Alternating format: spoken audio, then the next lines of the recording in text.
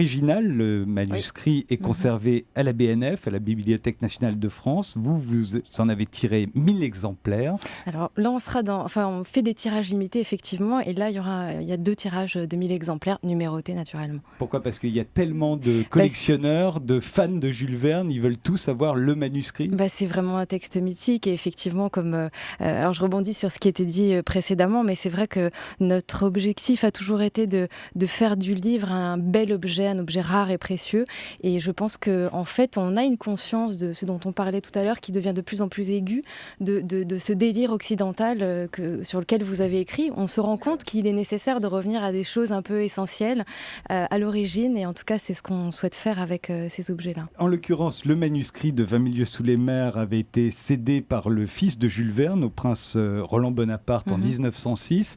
Depuis, qu'est-ce qu'il a eu ? Il a eu une vie, vous avez pu la reconstituer. Aujourd'hui, il est à la Bibliothèque nationale. Oui, en fait, il a été conservé dans des archives et il est à la BNF depuis quelques années. Mais c'est vrai que les manuscrits, ce sont finalement des objets auxquels le public n'a pas accès, parce qu'il y a des règles de conservation qui sont assez précises. On ne sort pas Voyage au bout de la nuit sur simple demande auprès de la BNF. D'autant plus qu'il a coûté à la BNF, je parle de Voyage au bout de la nuit, le manuscrit a coûté 1,67 million d'euros. Oui, quand il a été vendu aux enchères, après avoir disparu pendant 60 ans quand même. Hein. Et c'est ça qui a de fabuleux. Céline l'avait vendu contre 10 000 francs, je crois, de l'époque, et un petit tableau de Renoir. Un petit tableau de Renoir, on est en 45. Et alors, le marchand d'art qui l'achète, ensuite, on suppose qu'il l'a vendu. Mais voilà, pendant 60 ans, les spécialistes de Céline l'ont cherché à travers le monde, et il est réapparu quasiment de façon un peu magique dans les mains d'un grand libraire collectionneur qui l'a mis aux enchères. Et heureusement, c'est la BNF qui l'a emporté, qui a fait jouer son droit de préemption. La version, arrêtons-nous d'ailleurs sur le Voyage au bout de la nuit, parce qu'il est sorti il y a quelques mois dans la même collection, donc très bel objet, très lourd, il pesait 4 kilos, le 20 000 lieues sous les mers, un peu plus léger. Il est plus léger, il valait presque 200 € à l'époque, hein. Votre édition à vous, Jessica Le Nelson. Voyage au bout de la nuit, oui, il est à 249 €, mais c'est vrai que je pense que ce sont des livres qui sont chers et en même temps accessibles compte tenu des matériaux qu'on utilise et de la fabrication, du soin qu'on apporte à la fabrication. Le papier d'ailleurs est particulièrement précieux, celui que vous utilisez. On se demande même s'il n'est pas trop beau, parce qu'au fond rien n'est trop beau pour les manuscrits. On se dit, le manuscrit original, il était peut-être écrit sur un papier extrêmement vulgaire. C'est vrai, alors ça dépend. Dans le cas de Jules Verne, c'est vrai que c'était un papier plus transparent, sur lequel on voyait un petit peu les effets à l'envers des pages. Mais non, je pense que ce qu'on souhaitait, c'était vraiment créer de beaux objets. Et la particularité de nos livres, c'est que quand vous ouvrez 20 000 lieues sous les mers, vous avez l'impression que Jules Verne vient d'écrire sous vos yeux et qu'il vous a confié son carnet. Et évidemment, c'est un beau carnet, mais que le processus de création littéraire vient d'avoir lieu. Vous voyez d'abord son écriture et parfois ça peut dissuader de se pencher davantage sur l'œuvre. L'écriture de Jules Verne en particulier, quand même, elle n'est pas indéchiffrable, hein, pas du tout. Non. Au contraire, même, mais c'est une écriture très particulière. Elle est très élégante, je trouve.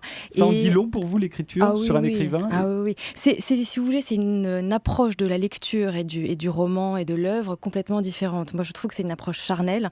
Je trouve que quand on se penche comme ça sur les méandres de l'écriture, déjà, on a une petite approche de l'état dans lequel l'auteur, l'écrivain pouvait se trouver quand il a écrit. Dans le Jules Verne, c'est particulièrement vrai. Il y a des passages où vraiment l'écriture est beaucoup plus ample et d'autres où c'est beaucoup plus resserré, notamment quand il fait des descriptions hallucinantes de la faune et de la flore, puisque donc on est 20 000 lieues sous les mers.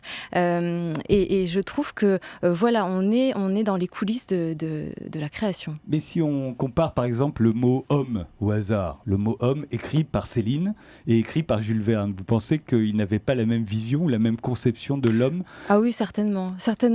Il suffit de regarder la manière dont ils l'écrivent. Oui, je suis certaine. Après, je suis pas spécialiste et analyste de l'écriture manuscrite, mais oui, je pense, et surtout quand on voit, alors c'est particulièrement vrai chez Céline, quand il raturait un mot pour en remplacer par un autre, ça en dit long effectivement sur le sens qu'il mettait dans ce mot précis. On est un peu d'ailleurs, parce qu'il y a évidemment les ratures, les ajouts, les mots soulignés, on est un peu frustré en ce qui concerne Jules Verne, c'est que quand il rature tellement bien qu'il est impossible de voir le mot qui était en dessous. C'est vrai, il n'avait pas envie que vous le voyiez ce mot en fait.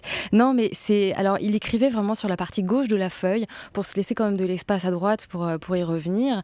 Et alors il y a certains passages, si malgré tout on voit ce qui lui a déplu et ce sur lequel il il a eu envie de revenir. Et je pense notamment, il y a par exemple le passage où les personnages, où Aronnax se retrouve sur le Nautilus malgré lui, et où il y a cette rencontre, cette première vraie rencontre, en fait, parler entre Nemo et entre ses hôtes indésirables. Et on sent que voilà, il a bossé. Jules Verne, il était vraiment, il ne laissait rien au hasard. Je crois que c'est ça. Et en fait, quand il travaillait, quand il écrivait, il élaborait des plans, des fiches de personnages extrêmement précis, ce qui l'empêchait pas d'en changer ensuite. Mais c'était quelqu'un, je pense, de très méticuleux, et ça se traduit dans cette écriture.